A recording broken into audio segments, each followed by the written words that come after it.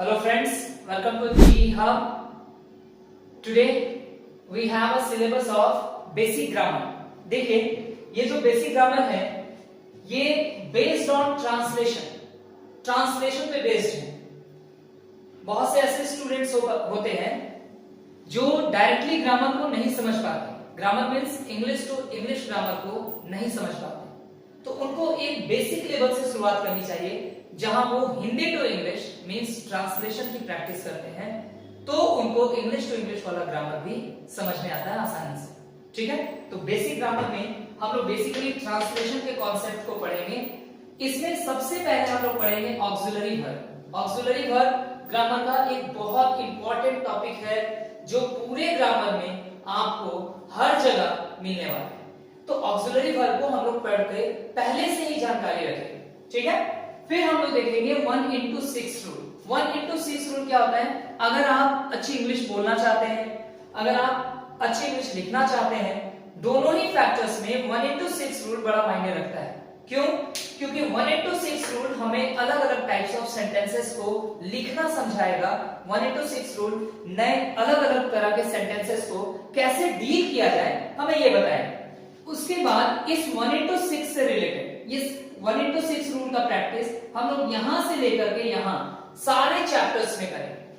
तो ये क्या होगा, ये जो 1:6 जो एक इंपॉर्टेंट रूल है वो बार बार प्रैक्टिस करने से हमारे लिए बेहद आसान हो जाएगा। अब यहां से आपका ट्रांसलेशन वाला चैप्टर शुरू होता है।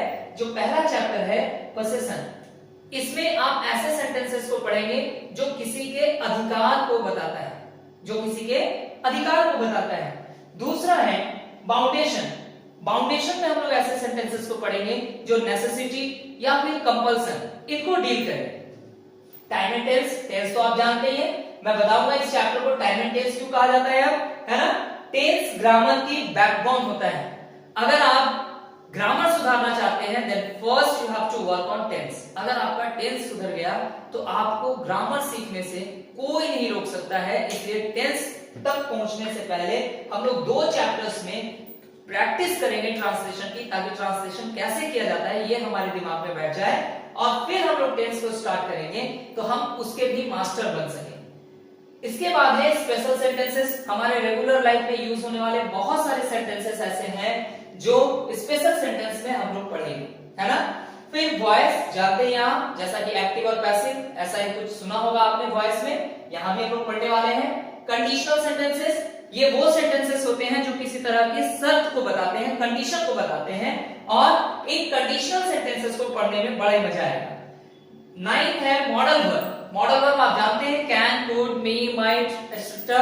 इस तरह के मॉडल वर्ब को हम लोग बहुत ज्यादा यूज करते हैं अपने रेगुलर लाइफ में, और इन्हीं मॉडल वर्ब के आधार पे हम लोग कई सारे इंग्लिश के सेंटेंसेस लिखते और बोलते भी हैं। Last but not least, allrounder rule. मैं आपको एक ऑलराउंडर रूल पढ़ाऊंगा। इस ऑलराउंडर रूल में आपको ये पता चलेगा कि आपने जितना भी रूल पढ़ा है वो सारा का सारा रूल इसके अंदर मौजूद है, इसीलिए इसे ऑलराउंडर कहा जा रहा है। ओके, चलिए आज के लिए इतना ही। Thank you everyone.